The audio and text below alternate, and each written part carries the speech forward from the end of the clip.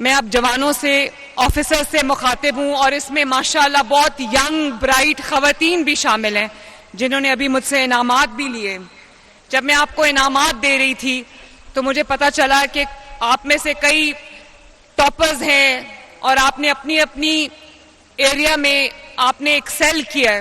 تو میں سوچ رہی تھی کہ یہ مٹی کتنی زرخیز ہے, یہاں پر کتنا ٹیلنٹ ہے جو ابھی انٹیپڈ ہے.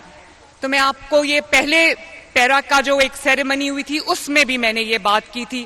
میں آپ سب کو بھی یہ بات کہنا چاہتی ہوں کہ اس بات کو اپنے ایمان کا حصہ بنا لو کہ کبھی عوام کی خدمت میں کوئی کمی نہیں آنے دو گے, اپنی ایفرٹس میں کوئی کمی نہیں آنے دو گے. آپ کا حلف میں نے ابھی سنا اور میں امید کرتی ہوں کہ آپ گھر جا کے اس حلف کو دوبارہ پڑھو گے, اس کے ایک ایک لفظ کا پاس رکھو گے, اس کی عزت کرو گے, اپنے حلف کی عزت کرو گے, پاکستان کی عزت کرو گے, اپنی وردی کی عزت کرو گے, پیرا کی عزت کرو گے اور یہ وعدہ کرو گے کہ کبھی رشوت کا ایک پیسہ اپنے اوپر آپ حرام کرو گے. جو بھلے جو آپ کی محنت کی کمائی ہے وہ تھوڑی ہو لیکن اس میں اللہ تعالیٰ کی طرف سے برکت ہوتی ہے. اور جب یہ رشوت کی آمدنی یہ ہوتا ہے نا کہ اپنے دوست جاننے والے یا کہیں اور بھی پیسے دو اور اپنا کام کرا لو, یہ پیرا کو یہ روایت کو توڑ دینا چاہیے. یہ آپ کے اوپر اپنے وطن کا قرض ہے, اپنے عوام کا قرض ہے اور اس وردی کا قرض ہے جو آپ نے پہنی ہوئی ہے. اور جو رشوت کی کمائی ہے میرے بچوں اس میں برکت نہیں ہے. وہ بھلے لاکھوں کروڑوں روپے کیوں نہ ہو, جس طرح آتی ہے جتنی تیزی سے آتی ہے اتنی تیزی سے وہ چلی جاتی ہے, لیکن خدا نہ خواستہ بہت اس کے نیگیٹو اثرات ہوتے ہیں. تو ایک یہ وعدہ کر کے آج یہاں سے جاؤ اور سب مجھے ہاتھ اٹھا کے بتاؤ کہ آپ یہ وعدہ کرتے ہو, یہ جتنے بھی وعدہ کرتے ہو کہ اپنے وطن کی حفاظت کرو گے, عوام کی خدمت کرو گے اور ایک پیسہ کبھی رشوت کا نہیں لوگے. شاباش.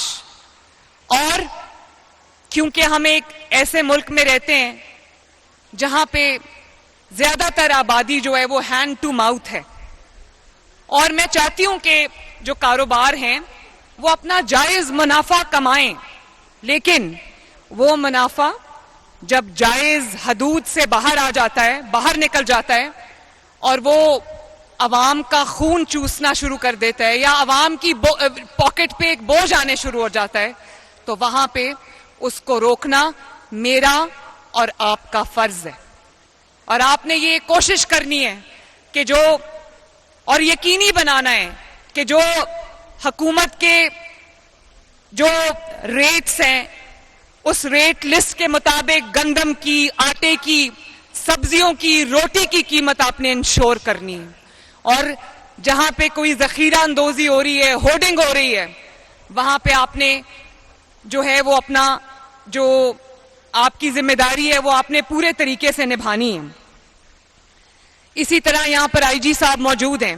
میں یہ بھی آپ سے شیئر کرنا چاہتی ہوں کہ پنجاب پولیس نے جو سی سی ڈی ڈپارٹمنٹ بنایا ہے اس نے جس طرح سے امن اور امان کو پنجاب میں قائم کیا ہے اس کی مثال تاریخ میں نہیں ملتی ماشاءاللہ.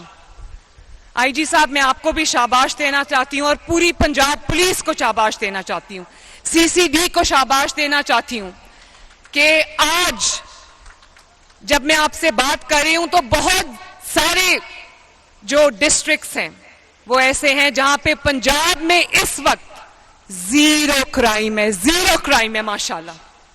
اور وہ ڈسٹرکٹس جہاں پہ روز سینکڑوں کرائمز ہوتے تھے, موبائل چھین لیا, موٹر بائکس چرا لیں, گھروں میں ڈاکے اور کھلے عام جو ایک قانون کی خلاف ورزی ہوتی تھی, آج بہت دن گزر جاتے ہیں ایک کرائم بھی رپورٹ نہیں ہوتا.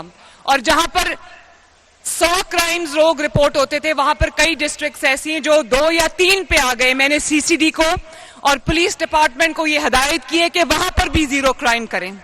اور آج میں سرگودا گئی تو میں سن رہی تھی لوگ یہ کہہ رہے تھے کہ امن اور امان قائم ہو گیا. آج پہلے ہم رات کو نکلتے ہوئے ڈرتے تھے کہ کبھی موبائل چھین لیا, کبھی موٹر بائک چھین لی, تو وہ یہ کہتے ہیں کہ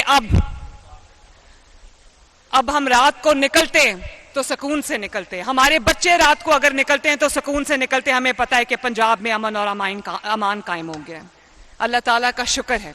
اور خواتین کے خلاف, یہ میری بیٹیاں بہنیں یہاں پر کھڑی ہیں, خواتین کے خلاف کوئی ان کو ہراساں کرتا ہے یا کوئی ان کی حرمت پر انگلی بھی اٹھاتا ہے تو وہ اپنے انجام کو پہنچتا ہے اور وہ توبہ کرتا ہے اس کرائم سے. تو میں یہ چاہتی ہوں کہ پنجاب, کیونکہ آپ کی چیف منسٹر ایک خاتون ہے, تو میرا یہ خواب ہے کہ پنجاب ماؤں, بیٹیوں اور بہنوں کے لیے محفوظ ترین جگہ بنے, اور انشاءاللہ ہم اس کے بہت قریب ہیں.